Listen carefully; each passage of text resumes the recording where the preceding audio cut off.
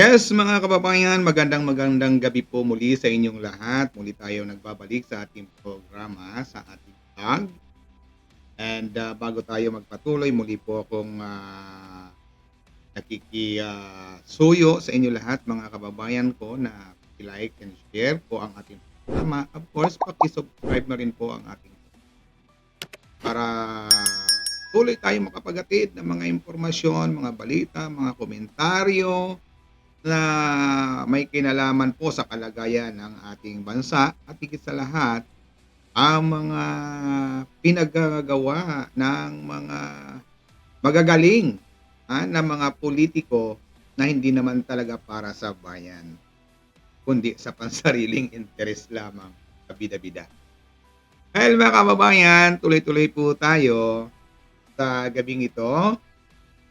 Muli nating pag-uusapan ang patuloy na dinaranas ng ating mga kababayan na nasalanta ng kalamidad ng pagbaha ng pagbagyo diyan sa Kabikulan at sa iba't ibang bahagi pa ng ating bansa. Yun nga, mga kababayan, yung bagyo daw ay nasa Region 1. Region 1 ba? Bandang Cagayan. At hindi natin alam kung ano ang plano ng gobyernong ito para sa mga kababayan natin dyan na sa kasalukuyan ay naghahanda ng kanilang mga sarili sapagkat parating na naman ang kalamidad. Mga kababayan, balikan lang natin ang usapin sa mga ayuda. Ayuda dyan sa Kabikulan. Hindi natin alam, mayroon tayong mga nakakausap na hanggang sa mga panahong ito na yung galing sa gobyerno, galing sa ika nga, DSWD, ay hindi pa nakakarating. Mas nauna pa ang ayuda na nanggaling sa Vice President. Mas nauna pa ang ayuda doon sa walang pondo. Sa ayaw bigyan ng pondo dahil hindi raw tama ang paggamit. Wow, ha? Hindi tama ang paggamit ng pondo ng Vice President pero tuloy-tuloy ang ayuda, tuloy-tuloy ang pagtulong sa mga kababayang nangangailangan. Samantalang ang gobyernong Marcos at ang tambaluslos ay nagbibigay ng ayuda doon sa mga hindi naman talaga nangangailangan. Yan talaga ang politika sa Pilipinas. Mga kababayan, ako'y nairita sa sitwasyon talaga ng pamumuno ng ganitong gobyerno o itong gobyernong ito, sapagkat ang mga kababayan ay patuloy na dumaranas ng kahirapan dahil nga sa kalamidad, pinupolitika pa. Patuloy nang nagdurusa, hindi malaman kung ano ang mga susunod nilang hakbang para sa kanilang pang-araw-araw sapagkat wala namang maasahan sa gobyernong ito. Sabi ni Mr. Marcos, walang pondo. Asaan kaya yung pera ng taong bayan? Nawawala. Napunta. Di sa bulsa. O party-party lang. Ganun talaga. Well, mga kababayan, ako'y nairita at nasusuklam sapagkat may pailan-ilan na nakarating na ayuda diyan sa probinsya, diyan sa lalawigan or diyan sa region Kabikulan, limitado ang nakakarating na ayuda, tinitipid ang mga Bicolano. Ano na ngayon ang ginagawa ng ating Senate President, Sir Kabayan? Galaw-galaw. Wag mo nang masyadong nagmamakata. Tingnan din natin ang kalagayan ng ating mga kababayan diyan sa Bicol. Although alam ko naman gumagawa ka ng sarili mong hakbang, pero ikaw nga ang Senate President, eh di pigain mo na para sa ating mga kababayang Bicolano. Ang nakakalungkot, dahil nga limitado ang nakakarating na ayuda diyan sa Bicol, sa aming probinsya, sa aming tawag dito, lugar diyan sa Kabikulan. Sapagkat ang inyong lingkod po ay Bicolano, marami tayong mga natatawagan na hanggang ngayon ay nganga pa rin sila sa pag-aantay ng galing sa DSWD. Mayroong hindi nakakarating. Hindi natin alam, o baka naman kaya hindi makarating dahil hindi ka partido. Kaya hindi mabigyan dahil hindi naiboto nung nakaraang eleksyon or hindi sila naiboto. Syempre, nung may control, pag galing sa national government, sa DSWD, syempre may katuwang ang lokal na pamahalaan, LGU. Pero wala pa raw. Nauna pa ang kay sa Office of the Vice President na natanggap nila. Pero hindi ito ang ginasusuklam ko, mga kababayan. Napapansin nyo, yan dito sa aking likuran, ang truck na naghatid ng ayuda, ito ay galing sa DSWD. Pero lintik, mga kababayan. Sa buong Pilipinas na to, lintik talaga. Lintik na nga, walang ganti. Tingnan nyo naman. Pera ng gobyerno, pera ng taong bayan na para itulong sa taong bayan, lalo na sa panahon ngayon na nangangailangan ng aking mga kababayan sa Kabikulan. Ano ang nakalagay? Pangalan ni Tambaloslos, Martin Romualdez. Pucha, inuna pa ang magpa-imprinta ng mga tarpaulin para maipamahagi ang ayuda sa mga kababayan ko.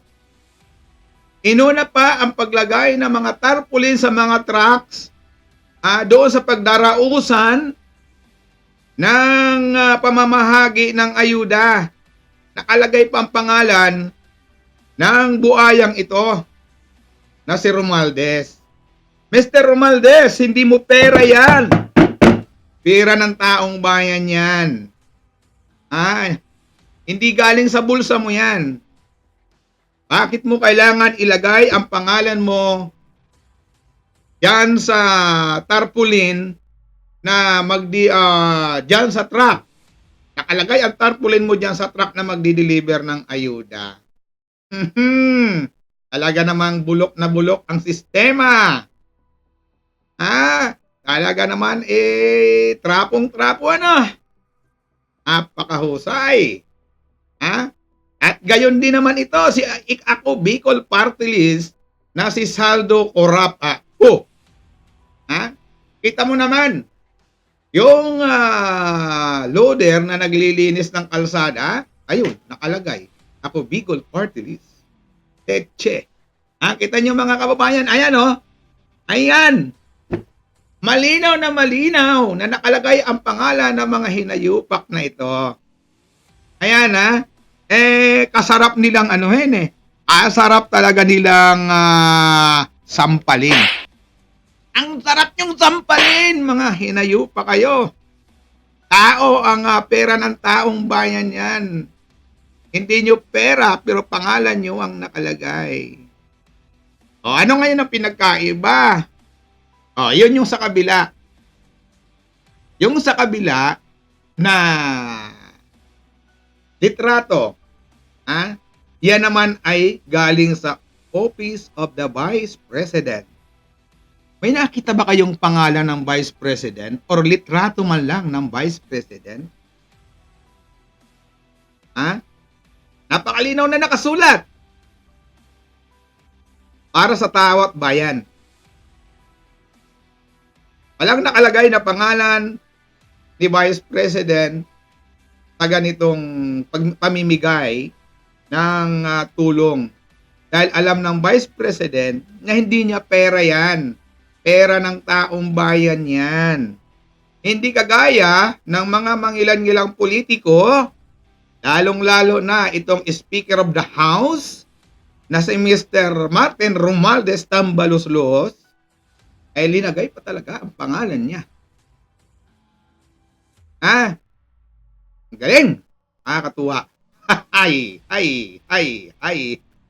Oh, sarap talagang sampalin. Sampalin ang ganito. Ay, nako, pinagpapawisan ang ulo ko sa inyo, sa buwisit ko sa inyo. Kapagkat mga kababayan ko yung mga nandiyan sa Bicol.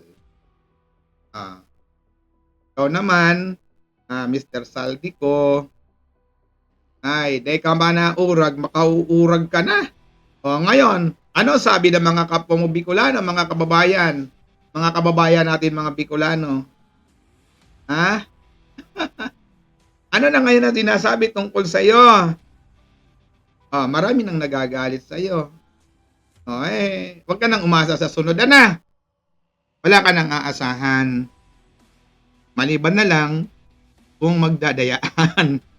Anyway, mga kababayan, gusto ko lang ipakita sa aking mga kababayang Bicolano at sa buong Pilipinas na ganitong ori ang mga taong ito, lalong-lalo na itong Speaker of the House na si Mr. Romualdez at ito si Saldico na sabi nga sila ang may hawak ng pundo ng Pilipinas. Ngayon, ang taasan ang pera ng Pilipinas. Bakit ilan lang din yung nakarating na ayuda dyan sa Kabikulan? At sabi nga, ang bangag ng Pangulong Marcos, wala ng pondo para sa ayuda. Asan ang pera? Saan nyo dinala? Ano nangyari? Yan mga kababayan, and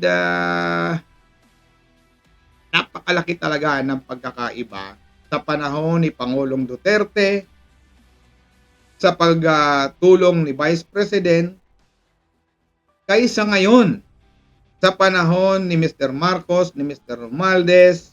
Ang layo ng pinagkaiba. Talagang naka-highlights ang kanilang mga pangalan sa pagtulong samantalang pera ng taong bayan.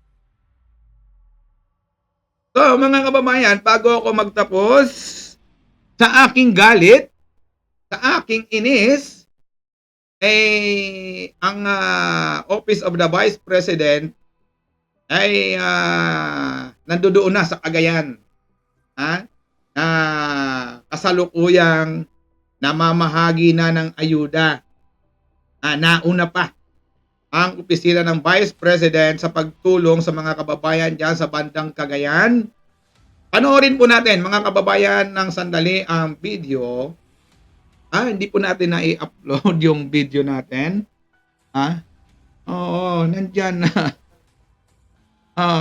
So, ayan mga kababayan, hindi ko pala na-i-upload yung video ng ating Vice President.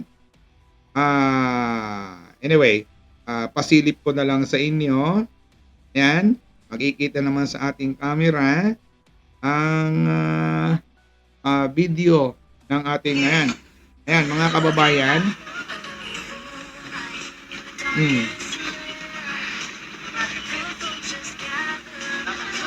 Ayan, ang opisina ng Vice President, ayan, tuloy-tuloy na namamahagi ng ayuda sa Cagayan. Dahil nga ang bagyong Christine ay nandoon na, namasyal na doon. Ayan. So, anong pagkakaiba mga kababayan?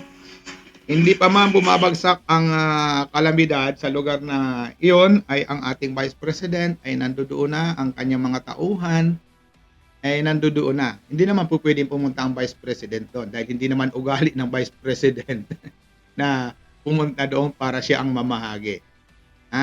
ang opisina ng Vice President, mayroong satellite office doon sa bandang Cagayan na siya lang ngayon ang nangunguna sa pamimigay ng ayuda sa ating mga kababayan.